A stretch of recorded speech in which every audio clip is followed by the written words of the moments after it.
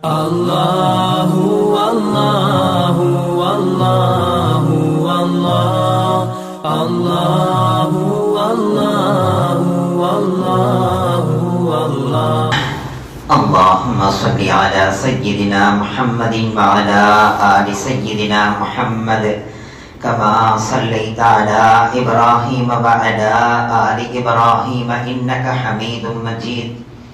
Allahumma barik ala Muhammadin wa ala ali Muhammadin kama barakta ala Ibrahim wa ala ali Ibrahim innaka Hamidum Majid.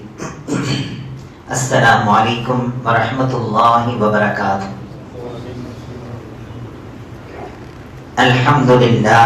Alhamdulillahi rabbil alamin, wassalatu wassalamu ala rasulihi khatamin nabiyyin wa ala alihi tayyibin wa ashabihi tahirin wal mu'minina wal muslimina kullihim ajma'in, amma ba'd. Faqad qala Allah ta'ala fi kalamihi al-qadim wal furqanil majid. A'udhu billahi minash shaitanir rajim. Bismillahir rahmanir rahim.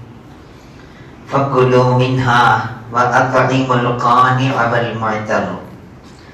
Qala an-nabiyyu sallallahu alayhi wa sallam, in rahimtaha rahimakallah. Sadaqallahu al-aliyyul azim wa sadaqa rasuluhu an-nabiyyul karim.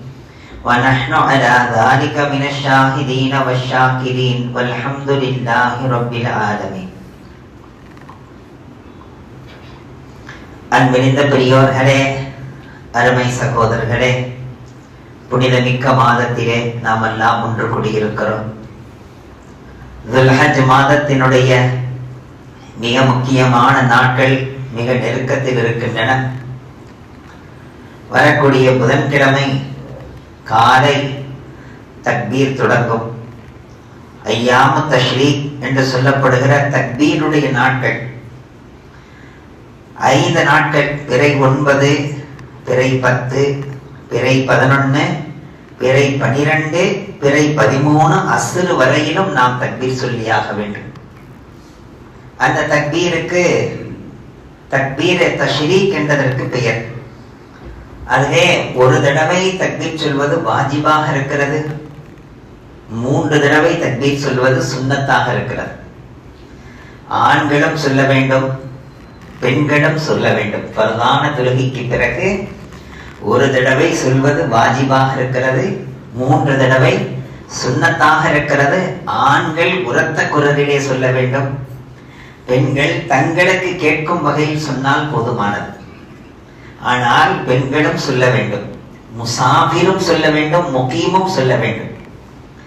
பயணத்தில் இருந்தால் அவருக்கு பெயர் முசாஃபிர், ஊரிலே இருந்தால் அவருக்கு பெயர் முகீம். முகீமும் சொல்ல வேண்டும், முசாஃபிரும் சொல்ல வேண்டும். தொழுகை தவறிவிட்டது, தனியாக தொழுதார், அவர் கலாவாக தொழுதாலும் சரி, வக்துக்குள்ளே அலாவாக தொழுதாலும் சரி, அவர் தனியாக தொழும்போது அந்த தொழுகையை முடித்து கொண்ட பிறகு அவர் மீண்டும் தக்பீரை சொல்லியே ஆக வேண்டும். வாஜிபாக இருக்கிறது, விட்டால் குற்றமாகும்.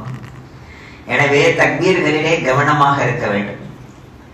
அல்லாஹ் அந்த நசீபை நமக்கு வழங்கி இருக்கிறான், முழுமைப்படுத்தி தருவானாக. இனி அடுத்து பிறை 9 அன்று நாம் நோன்பு இருக்க வேண்டும். அந்த நோன்பு அரஃபாவுடைய நோன்பு என்று பெயர். நபிகள் நாயகம் ஸல்லல்லாஹு அலைஹி வஸல்லம் சொன்னார்கள், அரஃபாவுடைய நோன்பை நோற்றுக் கொள்ளுங்கள். அன்றைய தினத்திலே கண்களை, காதுகளை, உள்ளத்தை பாதுகாத்துக் கொள்ளுங்கள். அல்லாஹ் உங்களுடைய எல்லா குற்றங்களையும் மன்னித்து விடுவான்.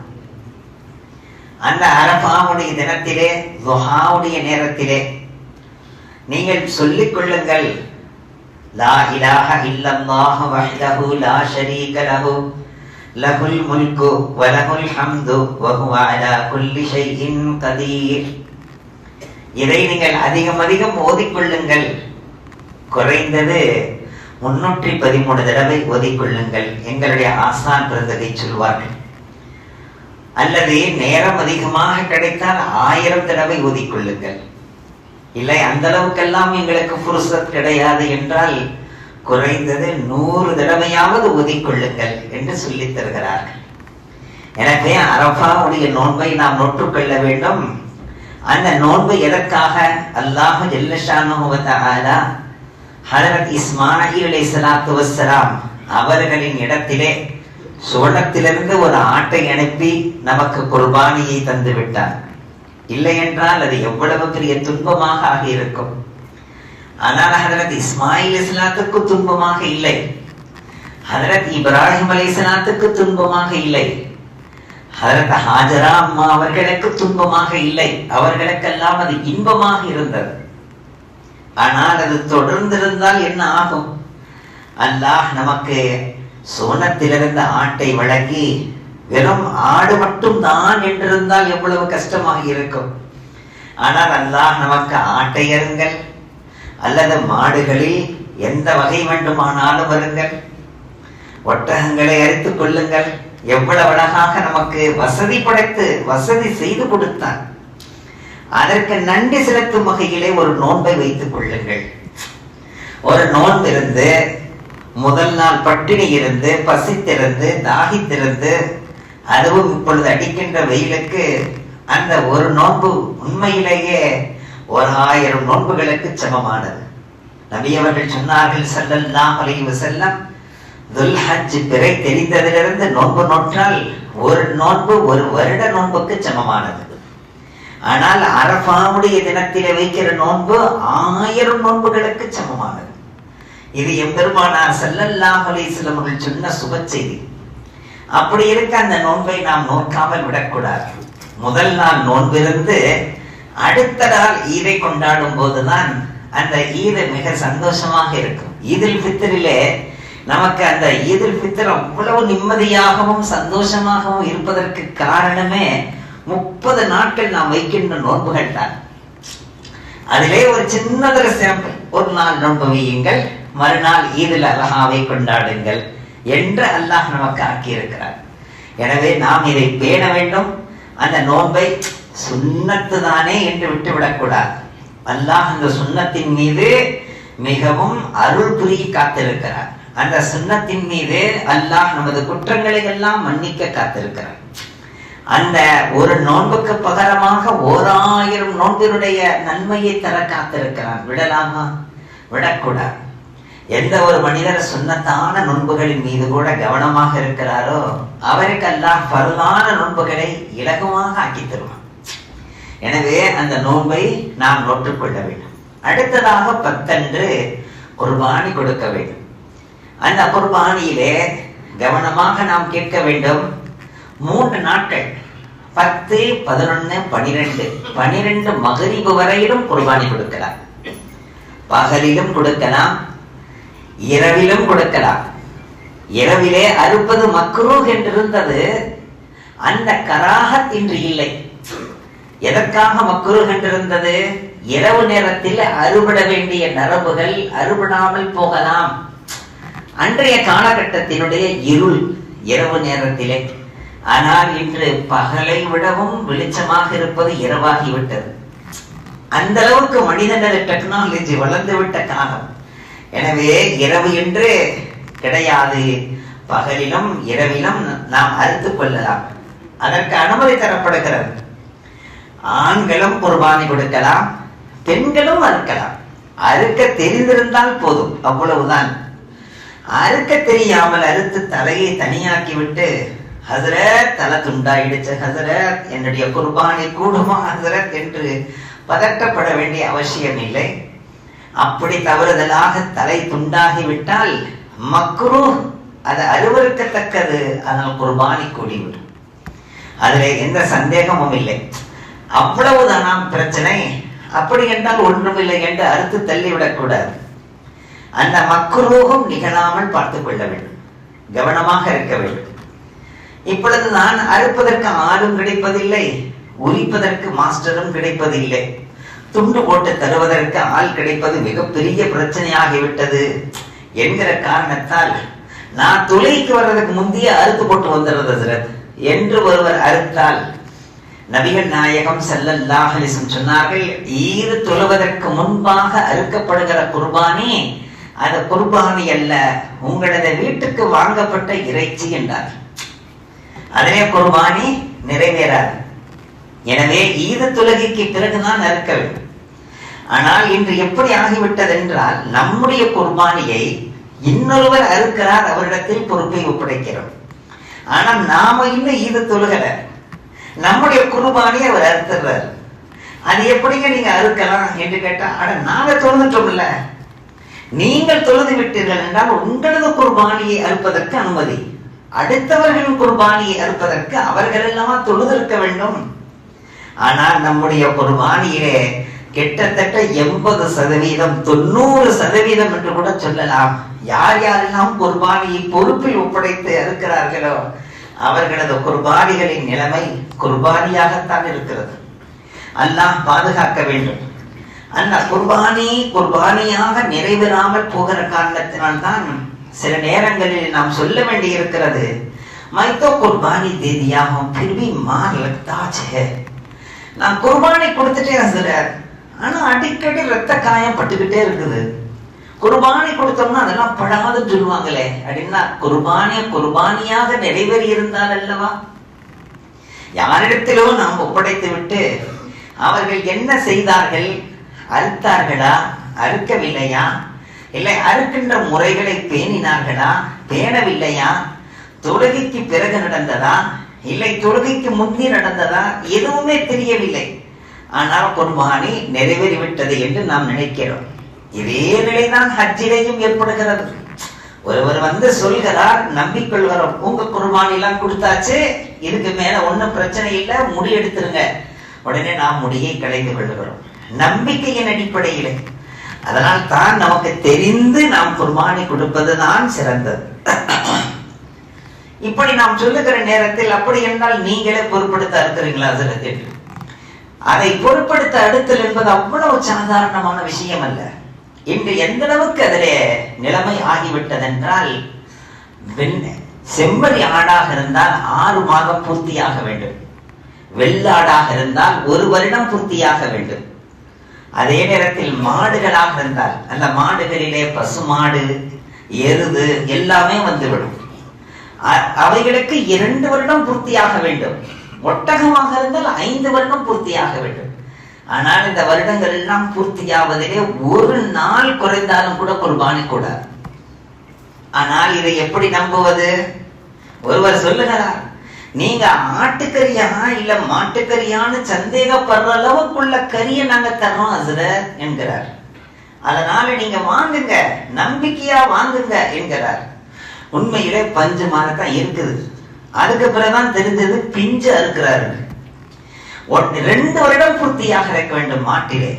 1.5 வருடம் பூர்த்தியாகி 1 வருடம் பூர்த்தியான பார்ப்பதற்கே பாவமான சின்ன குட்டிகளை அறுத்து குர்பானியை நிறைவேற்றி விடுகின்ற எத்தனையோ இயக்கங்கள் உண்டு. அதை நாம் கவனத்தில் கொள்ள வேண்டும். முதலில் நாம் ஒரு நம்பிக்கையான நம்பகரமான மதரசாக்களிலே, நம்பகரமான இடங்களிலே குர்பானி, கூட்டு குர்பானிகள் நடக்கும். ஆனால் இன்று தெருக்களிலே 4 இயக்கங்கள்.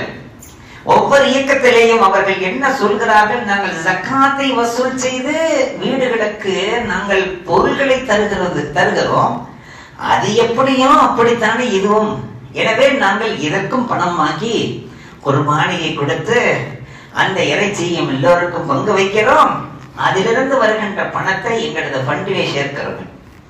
இவர்கள் என்ன செய்கிறார்கள்? இவர்களுக்கு மார்க்கம் அறிந்துதான் செய்கிறார்களா, சட்டங்கள் தெரிந்தவர்களா, எதுவும் நமக்கு தெரியாமல் பணத்தை கொடுத்தால் போதும் என்று நினைத்தால் குர்பானி கூடாமல் போய்விடும். அதிலே மிக கவனமாக இருக்க வேண்டும் பெரியவர்களே. ஏனென்றால் குர்பானியின் மூலமாக அதற்கு செலவு செய்த பணத்திலேயும் அல்லாஹ் பரக்கத் செய்வான். அந்த உயிரிலே அல்லாஹ்வின் பெயர் சொல்லப்பட்ட காரணத்தால் இவருடைய உயிருக்கு பாதுகாப்பு தருவான். 2ம் அதிலே ஒன்று. ஜானோ மால் கி ஹிஃபாஸத் ஹை. ஆனால் அது உரிய முறையில் நிறைவேற்றப்பட்டிருந்தால் தான் ஜானோ மால் கி ஹிஃபாஸத். உரிய முறையில் நிறைவேற்றப்படாமல் இருந்தால் இவரது உயிருக்கோ உடைமைகளுக்கோ பாதுகாப்பை எதிர்பார்ப்பது வீணாகிவிடும். எனவே அதிலே கவனமாக இருக்க வேண்டும். ஒருவர் ஒரு ஆட்டை வாங்கினார், குர்பானி கொடுக்க வேண்டும். ஆனால் குர்பானி கொடுப்பதற்காக அறுக்க ஆள் இல்லை, உரிக்க ஆள் இல்லை என்று 1 நாள், 2 நாள், 3 நாள் அறுக்க வேண்டிய நேரமே தவறிவிட்டது. குர்பானி ஆடு கிடா நின்று போய்விட்டது, மாடு அப்படியே நின்று போய்விட்டது. இப்படி நிறைய நபர்களுக்கு நாம் பணம் தந்த இடங்களிலிருந்து வருகின்ற செய்திகள். நாம் குர்பானி கொடுக்க வேண்டும் என்று பணம் தருகிறோம் அல்லவா, அங்கே நேரம் முடிந்து விட்டது, இன்னும் 80 ஆடுகள் மிச்சம் இருக்கின்றன, நேரம் முடிந்து விட்டது, இன்னும் 40 மாடு மிச்சம் இருக்கு குர்பானி கொடுக்காம என்றெல்லாம் தகவல் வருகிறது. அப்படி என்றால் அதற்காக பணம் கொடுத்தவர்களின் நிலை என்ன, அந்த குர்பானியின் நிலை என்ன? பெரும் குற்றமாக மாறுமே. அவர் குர்பானி கொடுத்தும் கூட கொடுக்காதவராக மாறும் போது அல்லாஹ்விடத்திலே மிகப்பெரியதொரு ஜவாபுக்கு நாம் ஆளாவோமே. கவனமாக இருக்க வேண்டும். அப்படி ஒரு நமது வீடுகளிலே குர்பானி கொடுக்கப்படாமல் தங்கிவிட்டால், நேரம் முடிந்து விட்டால், அந்த ஆட்டை அப்படியே முழுமையாக சதக்கா செய்ய வேண்டும். அதிலே ஒரு துண்டு இறைச்சி கூட சாப்பிடுவதற்கு அனுமதி இல்லை. சரி, கையில பணமாக வைத்திருக்கிறார், நாளைக்கு போய் வாங்கி அறுத்தர வேண்டியதான், இன்னைக்கு மதியம் போய் வாங்கி அறுத்தர வேண்டியதான், இன்னும் ஒரு நாள் இருக்குல்ல, நாளைக்கு போயிடலாம். இப்படியே தங்கி விட்டது, பணம் மிஞ்சி விட்டது, குர்பானி கொடுக்கவில்லை. இந்த பணத்தை வேறு எதற்கும் பயன்படுத்துவதற்கு அனுமதி இல்லை. அந்த பணத்தை முழுக்க முழுக்க தர்மம் செய்ய வேண்டும். ஆனால் தர்மமே செய்தாலும் குர்பானி கொடுத்ததாக ஆகாது. பணத்தை தர்மம் செய்ததற்கான நன்மை கிடைக்குமே தவிர குர்பானி கொடுத்ததாக எழுதப்படுமா என்றால் எழுதப்படாது. எனவே இதிலே நாம் கவனமாக இருக்க வேண்டும் பெரியவர்களே. அப்படி குர்பானி கொடுத்த அந்த இறைச்சி அல்லாஹ்வுடைய மிகப்பெரியதொரு பாக்கியம். அது என்னுடைய விருந்து என்கிறான் அல்லாஹ். அது அல்லாஹ்வின் தரப்பிலிருந்து விருந்து என்கிறார். அந்த விருந்தை எல்லோருக்கும் கொடுத்து மகிழுங்கள். ஃபக்குலு மின்ஹா, அதிலிருந்து நீங்களும் சாப்பிடுங்கள். வஅத்இமுல் கானிஅ வல் முஅத்தர், யார் கேட்டு வருகிறார்களோ அவர்களுக்கும் கொடுங்கள், யார் கேட்காமல் இருக்கிறார்களோ அவர்களுக்கும் கொடுங்கள். கேட்டு வந்தவர்கள் மிஸ்கின்களாக இருக்கலாம், கேட்டு வராதவர்கள் மரியாதை நிமித்தமாக தங்களுடைய மானத்தை காக்கும் பொருட்டு அவர்கள் அமைதியாக வீட்டோடு இருக்கிறார், அவர்களுக்கும் கொடுங்கள். கேட்டு வரக்கூடியவர்களுக்கும் கொடுங்கள். கேட்டு வரக்கூடியவர்கள் மாற்றார்களாக இருந்தால் கொடுக்கலாமா? தாராளமாக கொடுக்கலாம், எந்த தடையும் இல்லை. யூதர்களுக்கு கொடுக்கலாம், கிறிஸ்தவர்களுக்கு கொடுக்கலாம், சாப்பிடக்கூடியவர்களாக இருந்தால் முஷ்ரிக்கின்களுக்கும் கொடுக்கலாம். ஆனால் அதிலே நாம் முற்படுத்துவதும் முதன்மைப்படுத்துவதும் முஸ்லிம்களாக இருக்க வேண்டும். நம்முடைய அக்கம் பக்கத்தார்கள், நம்முடைய உற்றார் உறவினர்கள், இரத்த பந்துகள், சொந்தங்கள், அவர்களுக்கு நாம் முற்படுத்த வேண்டும்.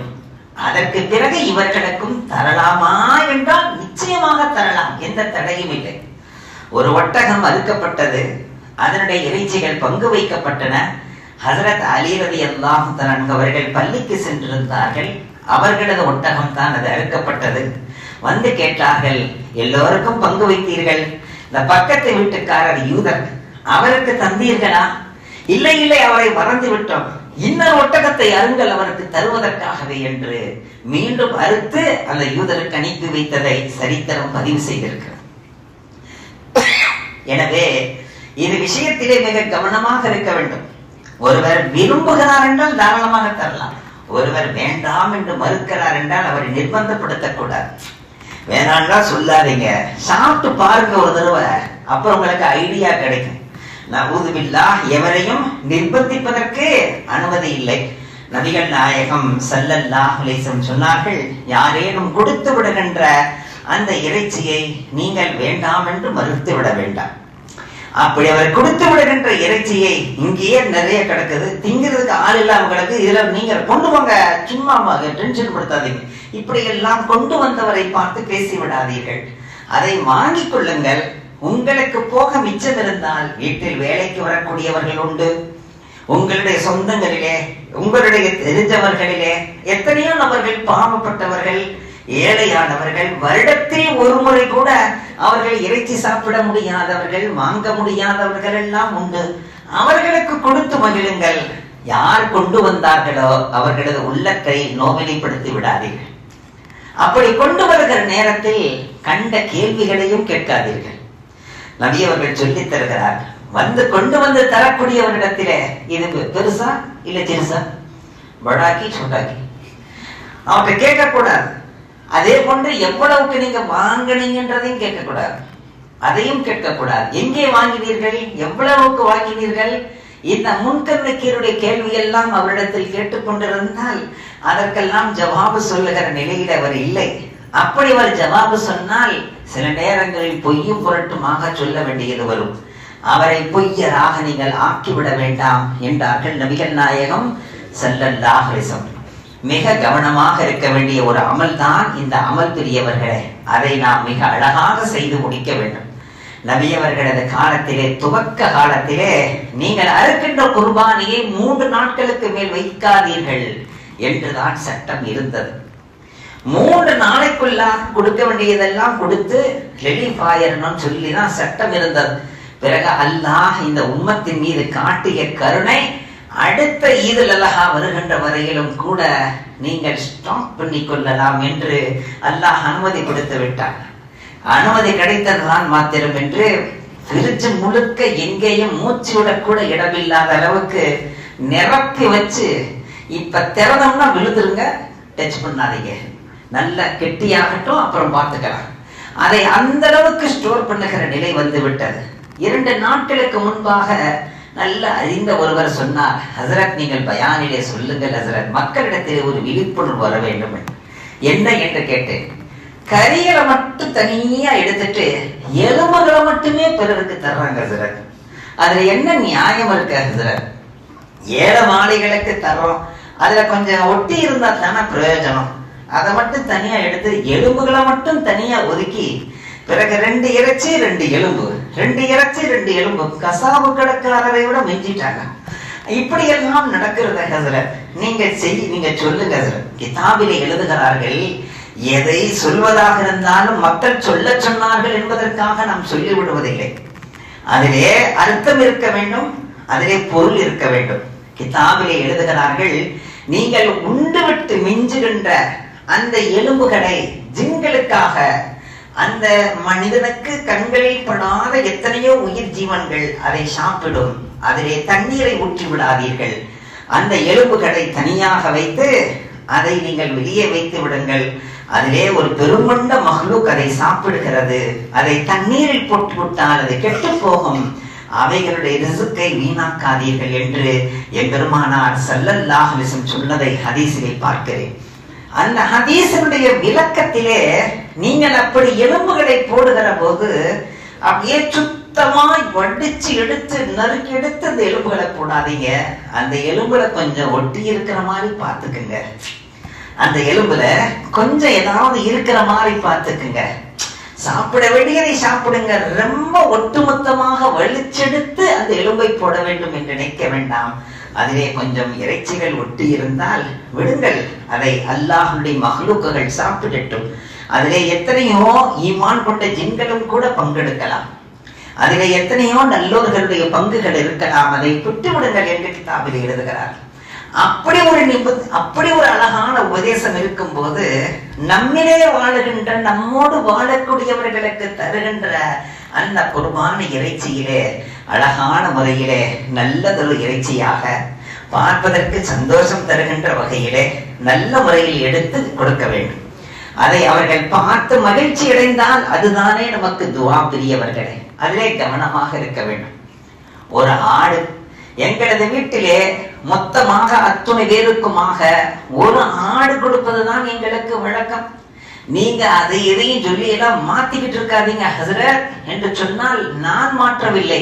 நபிகள் நாயகம் ஸல்லல்லாஹு அலைஹி வஸல்லம் சொன்னார்கள், ஒரு வீட்டிலே அத்துணை நபர்களுமே சம்பாதிக்கும் நபர்களாக இருந்தால் அவர்கள் 612 கிராம் வெள்ளி வாங்கும் அளவுக்கோ அல்லது கையில் பணமாகவோ வைத்திருந்தால், பொருளாகவோ வைத்திருந்தால் அனைவர் மீதும் குர்பானி கடமையாகும். எனவே வீட்டிலே 4 நபர்கள் சம்பாதிக்கிறோம், 4 பேர் மீதும் குர்பானி கடமையாகும். 4 நபர்களுமே தந்தாக வேண்டும். அப்படி இல்லாமல் ஒட்டுமொத்த குடும்பம் நாங்கெல்லாம் கூட்டா ஒன்னாதான் இருக்கோம், அதனால குத்து மதிப்பா ஒரு 2 ஆடு எடுத்துக்குவோம் அல்லது 3 ஆடு எடுத்துக்குவோம் என்றெல்லாம் மறுத்தால் ஒரு ஆடு என்பது ஒருவருக்குத்தான் அது கணக்கில் வரும், இன்னொரு ஆடு இன்னொருவரும் கணக்கில் வரும். மிச்சம் இருக்கிற 3 நபர்கள் தரவில்லை என்றால் அவர்கள் தரவில்லை என்ற குற்றம் அவர்கள் மீது பாயும். ஆனால் ஒரு வீட்டிலே ஒருவர் தான் சம்பாதிக்கிறார், மற்ற எல்லோருமே அவருடைய சம்பாத்தியத்தில் சாப்பிடுகிறார்கள் என்றால், அப்படிப்பட்ட குடும்பமாக இருந்தால் அவர் ஒருவர் சம்பாதிக்கிறார், ஒருவர் மீது மட்டுமே குர்பானி கடமையாகும், மற்ற யார் மீதும் கடமையாகாது. ஆனால் அப்படிப்பட்ட வீட்டிலும் கூட ஒருவர் சம்பாதிக்கிறார், வீட்டில் உள்ள எல்லோரும் சாப்பிடுகிறார்கள் என்கிற குடும்பத்திலும் கூட ஒவ்வொரு பெண்ணும் தன்னிடத்தில் வைத்திருக்கிற நகை இருக்கிறல்லவா, அந்த நகையின் மீது அந்த பெண்ணின் மீது குர்பானி கட்டாயமாகிவிடும். எனவே ஒட்டுமொத்த குடும்ப தலைவன் என்கிற வகையிலே ஒரு ஆட்டை தர வேண்டும். ஒவ்வொரு பெண்ணும் தன்னிடத்தில் இருக்கக்கூடிய அந்த நகைக்காக வேண்டி அந்த பெண்ணின் மீது கடமையாகிவிட்ட குர்பானியை நிறைவேற்றியாக வேண்டும். இதிலே நாம் கவனமாக இருக்க வேண்டும் பெரியவர்களே. அதனுடைய உரிக்கப்பட்ட தோல் இருக்கல்லவா, அந்த தோலை நாம் தர்மம் செய்யலாம், அதை விற்றால் அந்த பணத்தை தர்மம் செய்யலாம், சொந்த உபயோகத்துக்கு பயன்படுத்தலாம். ஆனால் எங்கேனும் பள்ளிகளிலோ ஏதேனும் பள்ளிவாசல் சார்ந்த விஷயங்களிலோ அந்த தோள்களை எல்லாம் ஒன்று திரட்டி அதை விற்று அந்த பணத்தை பள்ளிக்கே பயன்படுத்துவது அது ஹராமாக்கப்பட்டிருக்கிறது. அப்படி நாம் செய்யக்கூடாது. ஒருவர் குர்பானிக்காக வேண்டி அறுப்பதற்கு வருகிறார், அவருக்கு கையில கொடுக்க காசு இல்லை.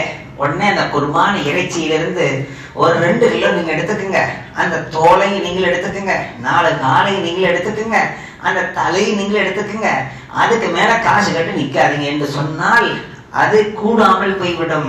அவருக்கு தர வேண்டிய பணம் என்பது கூலி தனியாக இருக்க வேண்டும். இந்த குர்பானி இறைச்சியிலிருந்து யாருக்கும் அதை கூலியாக தந்துவிடக் கூடாது. எந்த அளவுக்கு செய்தி வருகிறது என்றால், சில இடங்களிலே உங்களுக்கான குர்பானியை நாங்கள் நிறைவேற்றுகிறோம் என்று ஒரு நபர் 2 நபர் அல்ல பல நபர்களிடத்திலே பெருமொண்ட பணத்தை வாங்கிய பிறகு ஏதேனும் ஒரு கசாபு கடையோடு சம்பந்தப்பட்டு அவர்கள் அறுத்து வைத்திருக்கிற டிஷ்ஷிலே உள்ள கறியிலே அவர்கள் கறியிலிருந்து கொஞ்சம் கொஞ்சமாக பாக்கெட் போட்டு, இந்தாங்க நீங்க உங்களுடைய குர்பானி, உங்க குர்பானி என்று நிறைவேற்றப்படுகிறதா? எப்படி இந்த குர்பானி நிறைவேறும் பெரியவர்களே? அவர் விற்பனை செய்து கொண்டிருக்கிறார், இவர் பணம் கொடுத்து வாங்கிய கரியை குர்பானி என்று வந்து தருகிறார். மிகப்பெரிய குற்ற செயலை துணிந்து செய்து கொண்டிருக்கிறார்கள். அல்லாஹ் நம்மை பாதுகாக்க வேண்டும். இதிலே கவனமாக இருக்க வேண்டும். அந்த இரத்தத்தை நாமும் சாப்பிடக்கூடாது. சாப்பிடுகிறார்கள் என்றால் அவர்களுக்கு தரவும் கூடாது. அந்த இரத்தத்தை விற்பனை செய்யவும் கூடாது. இல்ல நாங்க விற்கிறதெல்லாம் இல்ல, அவங்க வந்து புடிச்சுட்டு போறாங்க, அதுக்கு நாம என்ன செய்யறது? இல்லை இல்லை, எந்த ஹராமையும் அல்லாஹ் நமக்கு தடை செய்திருக்கிறான் என்றால் அது பிறருக்கு தருவதும் தடைதான், பிறரை சாப்பிட வைப்பதும் தடைதான். அதிலே கவனமாக இருக்க வேண்டும் பெரியவர்களே. நபிகள் நாயகம் ஸல்லல்லாஹு அலைஹி வஸல்லம் அவர்கள் சொன்னது போல, நீங்கள் குர்பானியிலே நீங்கள் எந்த அளவுக்கு கவனமாக இருக்க வேண்டும் என்றால், அந்த ஆட்டின் மீது, அந்த மாடுகளின் மீது, ஒட்டகங்களின் மீது நீங்கள் கருணை காட்டுவீர்களேயானால் அல்லாஹ் உங்கள் மீது கருணை காட்டுவானாக. இன் ரஹிம்தஹா ரஹிமக்கல்லாஹ், நீங்கள் அதன் மீது கருணை காட்டினால் அல்லாஹ் உங்கள் மீது கருணை காட்டுவானாக. நீங்கள் அதன் மீது கருணை காட்டாமல் இருந்தால் அல்லாஹ் உங்களை தண்டிப்பானாக என்பதுதான் உள்ளே மறைந்திருக்கும் அர்த்தம். எனவே அதை ஒரு காலை பிடித்துக் கொண்டு இழுத்து வராதீர்கள், அதனுடைய பிடரி பாகத்தை பிடித்துக் கொண்டு வாருங்கள், அதனுடைய முடிகளை களைந்து விடாதீர்கள், அதனுடைய மடுவிலே பால் கறந்து விடாதீர்கள், அதன் மீது எதையும் சுமத்தி விடாதீர்கள், சுமைகளை ஏற்றி விடாதீர்கள்.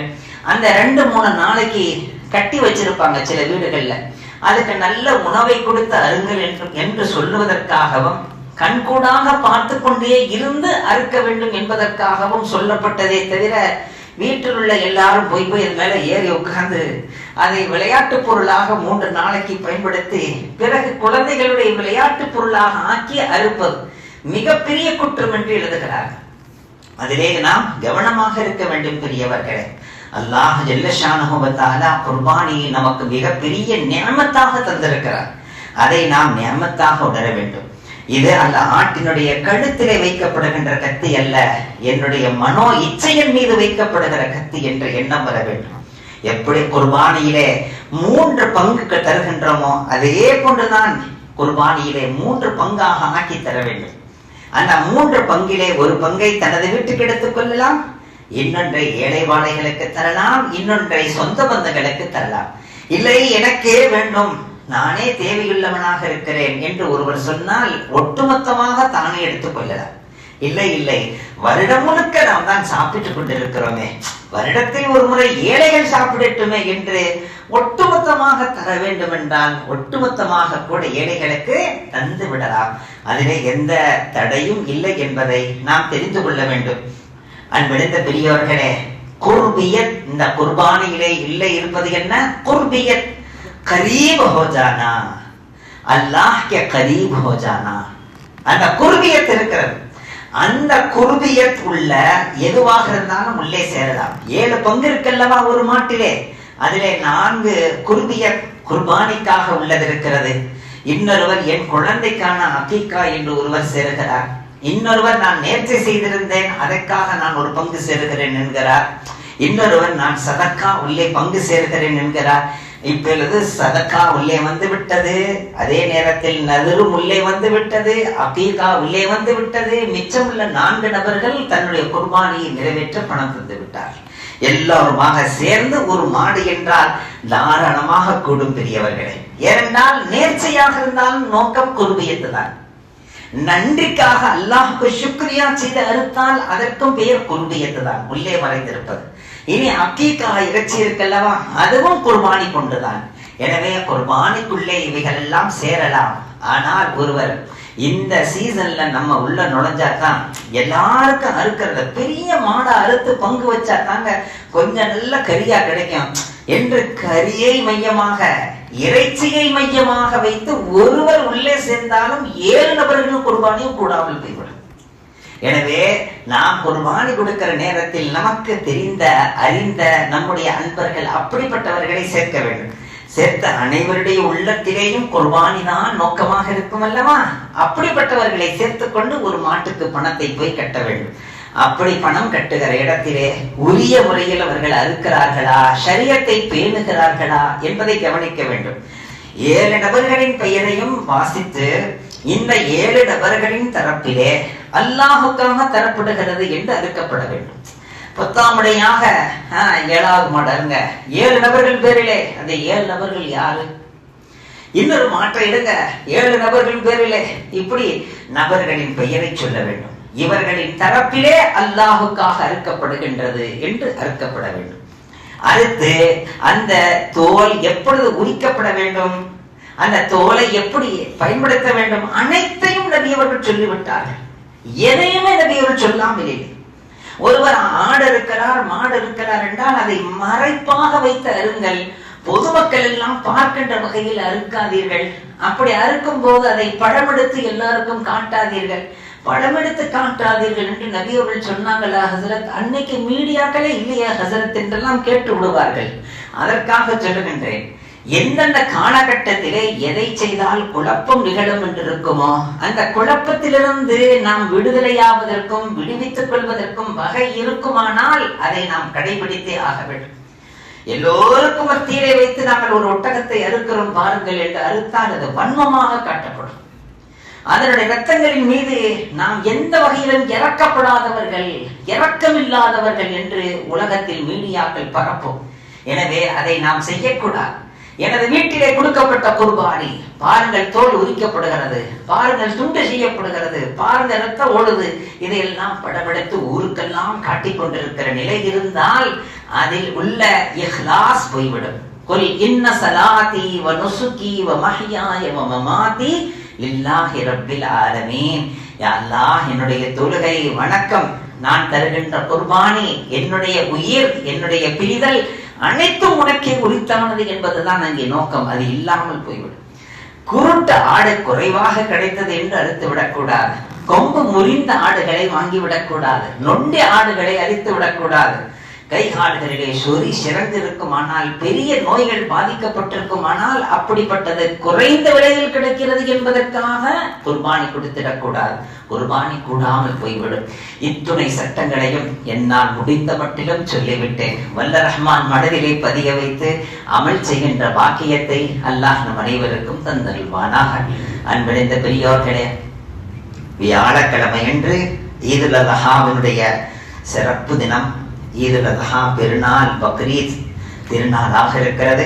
அன்றைய தினத்திலே மிக முக்கியமான அமல் ஈதுடைய தொழுகை. 7:30 மணிக்கு தக்பீர் தொடங்கி 8 மணிக்கு இன்ஷா அல்லாஹ் சரியாக ஈதுடைய தொழுகை நடைபெறும். வல்ல ரஹ்மான் பரிபூர்ணப்படுத்தி அருள்வானாக. வ ஆகிர் தஅவானா அனில் ஹம்துலில்லாஹி ரப்பில் ஆலமீன். அஸ்ஸலாமு அலைக்கும் வரஹ்மத்துல்லாஹி வபரகாத்துஹு.